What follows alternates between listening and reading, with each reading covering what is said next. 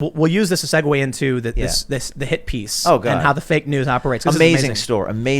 Tell me the story, James. Oh, my goodness. Well, I've done I don't think you've ever seen me as angry and passionate that week. I did those response videos. I was angry. I was pissed. I don't get angry. I was angry I was upset.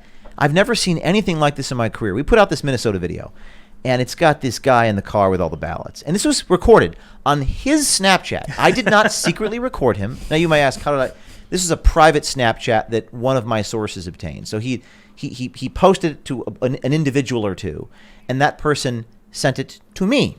It has a timestamp on the Snapchat. It says July 2nd. So we didn't even record this, Tim. It was recorded by himself, in his car, with many, many, many absentee ballots. It's illegal in Minnesota to have more than 3. We put this out, all these clips of people saying we're breaking the law, we don't care, all these Somalis doing cash transactions for ballots. It's all on the tape. And the New York Times puts out an article, Tim, 2 hours before the presidential debate, because I'm pretty sure Trump was going to mention this. He's talking about fraud, ballot fraud. And it says, videos are part of a coordinated disinformation campaign, experts say. Who are these experts? Who are the experts? Stanford University researchers who they paid. So what's interesting about this, and this is something that, again, going back to the Soviet Union, they tend to project onto me that which they are. They are the thing that they hate, and they accuse me of doing the thing that they do. And they do it first, and they do it well. And it's an incredibly effective Machiavellian tactic. So they come out and say it's a coordinated disinformation campaign, when that's precisely what the New York Times is doing. Now, I'm going to speculate for a minute. I think the executive editor of the New York Times knew that was defamatory, and it is, and I would win on summary judgment if I sue them, and I'm about to, but they told me they're going to retract the article. So we'll see if they retract it in the coming days, and if they don't, I'll sue them for defamation. Well, so that pulls the teeth out of any suit. The fact that they said, oh, yeah, we're going to retract. Yeah, the general counsel said that they're going to make a correction. But the USA Today has already used the article. So the USA Today is going to have to print a retraction.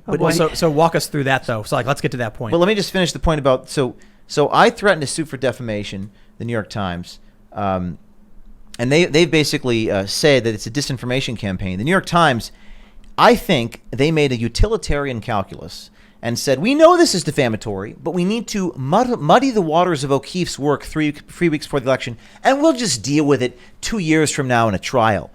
And they knew that they are part of their own disinformation campaign. And it's genius to call me a disinformation expert. They're the ones engaging in disinformation by contacting Stanford, quoting some idiot in a room who says it's probably disinformation. It is literally, I've never been more pissed. So anyways, here's what happens. We put a video out.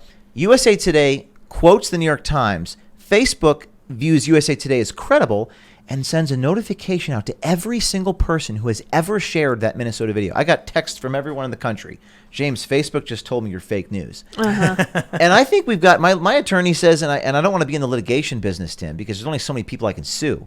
My general counsel told me today, he's like, what about suing Facebook? I mean, it's just, the only thing these people respond to is raw power. That's what they want. They only care. The only thing they respond to is a threat to their power. Yeah. And I have not, and this is a pretty extraordinary accomplishment. I don't mean to brag. Project Veritas Corporation has never lost a lawsuit, not once. We've been sued over a dozen times. We've won 8 straight lawsuits. Why? Because I'll take it all the way to the Supreme Court. And at the end of the day, I'm in the right. The facts and the law are on our side. So a similar thing happened to me. Someone took a tweet of mine that was factually correct about Bill Clinton, Epstein Island, and then reposted the screenshot. Facebook said it was fake news. Facebook's liaison for politics told me they can't do anything about it because it's the organizations that post the fact check. The fact-checking organization told me to basically shove it. Even though they knew what I posted was true, they have the power to deem it fake news, even though the link they put on it confirmed everything I said, which made me think, no, Facebook's the one who published that. When Facebook sends a notification to your followers or to people who have shared the story that you are fake news, that's Facebook making a statement. I think you should sue Facebook. Yes, it's just. I think you should challenge their Section 230 protections under the rules that they are not fairly moderating, and they personally Facebook made a defamatory statement in that presumably algorithmic response. No, this is a very important point you're making, and I want your audience to know that it's very important we fight back. It is a pain in the butt, but I have to sue these people, and I will sue the New York Times if they don't retract the article. I'm suing them. I swear, it's going to happen, and I have to go through discovery. They'll go through discovery. It's very labor intensive. It's a headache. I went to a trial once, a jury trial. You're putting your company on the line, but you have to fight back against these people in the courts, and there's a lot of federal judges out there who do believe in the rule of law. You can't defame someone. You can't intentionally, maliciously, if you're a public figure like me or Tim, it's actual malice. You have to prove that they knew that they lied. Yep, that's hard, and it's hard to prove. But I think we went on summary judgment after discovery against the New York Times. And Nick Sandmann sued the New York Times and CNN. He settled out of court. Would you get them to downscale the value of USA Today as a fact-checking organization? I don't know how I could do that. What do you mean by downscale? Well, if USA Today came out and said that what you did was fake news and they were wrong, they're never. Can you force that. Facebook through litigation to discredit USA Today henceforth? It's a war of attrition. I mean, you're fighting all these litigation battles, but USA Today is going to have to print a correction because the New York Times is going to have to print a correction. Mm-hmm. And when that happens, we can go to Facebook. But the problem is, while all this is happening, we're 2 weeks away from a presidential election. I continue breaking videos, and media establishments say, no, it's a disinformation campaign, according to the New York Times. Yep. So you have to, as an entrepreneur, I've had to build a whole division within Project Veritas to just fire legal letters off to publications every day. We have like 2 people doing that every single day now. For people that want to start an organization like Very Veritas, hard. How would they do it? So God. Walk me through. How did you start the organization, and how did you build it out? I mean, as they say in economics, the barriers to entry are too. The only other person that I know of that has tried to do this and was very effective is David DeLeiden, Center for Medical Progress. He did the Planned Parenthood baby harvesting videos. And he was instantly sued by everyone. Kamala Harris, is it Kamala or Kamala? I don't know. Kamala. What is it? Like Kamala. Kamala. I don't want to get that wrong. Yeah. Kamala Harris, then Attorney General of California, raided his home, took his Wow. drives, and they just charged so with umpteen felonies. I gotta jump in on this. You've got a successful organization. You're bringing in money from donors. You're getting millions and millions of views. You're breaking these huge stories that I think you got like 8 million views, or what was it? The last. Yeah, the Minnesota thing was like 20 million on Twitter. 20 One million. video is 20 million or something.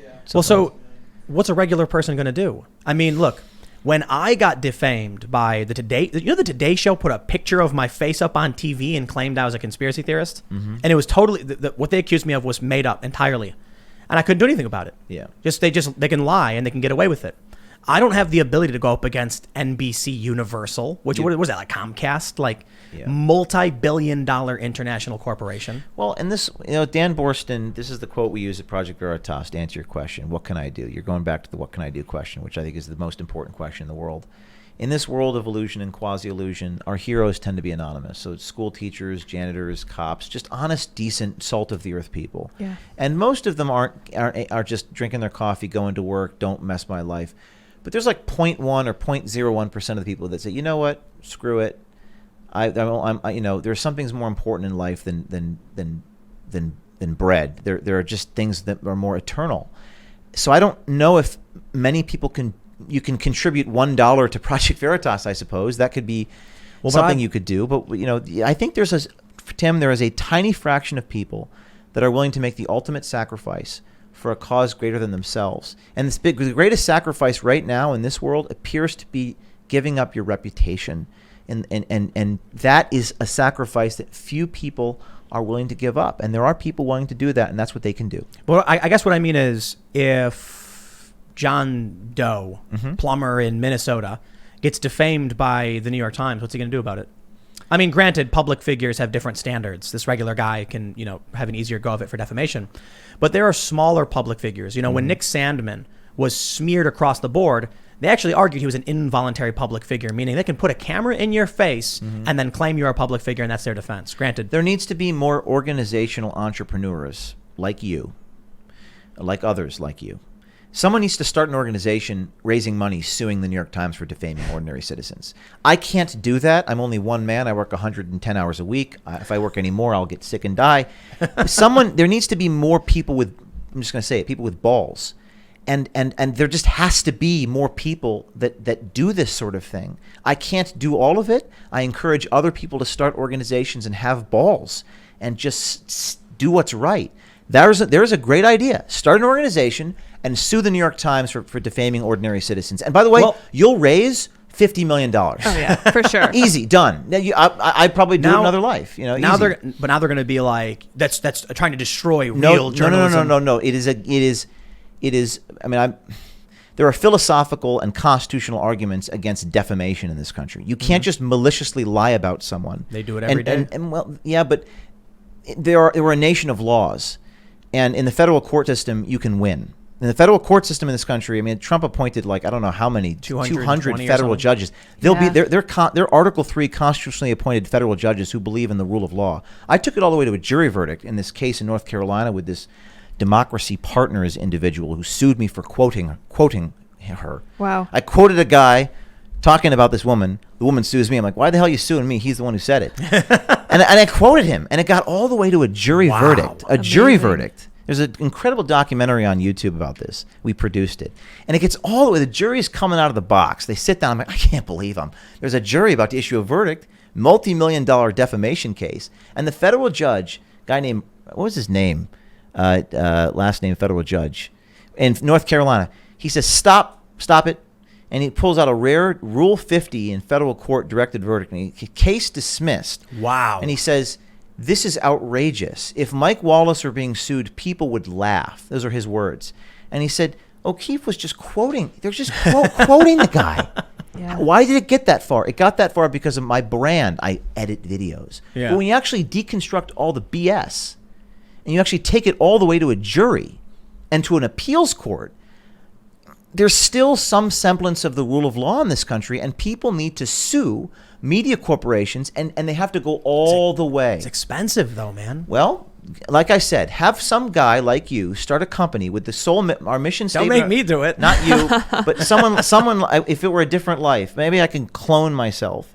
And it's project sue the New York Times. Yes. You will raise $50 million, and you'll have so much business. Project to sue the New York Times. I love it. It's very on the nose. So like a nonprofit that raises money to help has clients to be sue. 501c3, 501c tax deductible donations with a stated mission to expose fraud and hypocrisy. How about the Citizens Defamation Defense Fund? That's I very like clever. that. What is that, CDDF? Yes. That's Yeah. that sounds too much Washington D.C. Get Yeah, them. man. That sounds So, like it sounds like an organization doesn't do Okay, anything. how about the Citizens Retribution Center? Yes. I like it. Ooh. That's better. Defamatory Retribution Legion. You could raise millions. CRC. I mean, if the Southern Poverty Law Center can raise $500 million, Jeez. I'm And sure then that. store it all, in the Bahamas or something? Yeah, but you got to have balls. You got to stand up. There were many times, I'll give you one quick anecdote from that North Carolina case, where they put me in a room with these plaintiffs. The people sue me, and they have an arbitration hearing. They try to negotiate, and the judge comes in there and he goes, "Now, O'Keefe, you could lose your company, you could risk Yep. it all. Why don't you just give this person, $25,000 and call it? You're going to spend $1 million, O'Keefe. Just give her 25." And I said something to the effect of, "So help me God, I will not settle this lawsuit." So what they try to do is threaten you and scare you and all this crap. And I just say, you know what? If I have to go bankrupt, if I have to give it all away, if I have to liquidate the clothes in my watch and go bankrupt, I have to be willing to risk everything in order to stand on principle. You have to be willing to do that Yes. if you want to play in this game. If you are going to give them an inch or sacrifice your principles or sell out or fear anyone, don't even start it. Forget it. Thanks for checking out this clip from the Timcast IRL podcast. We do the show live Monday through Friday at 8 p.m. So come back to check us out when we go live.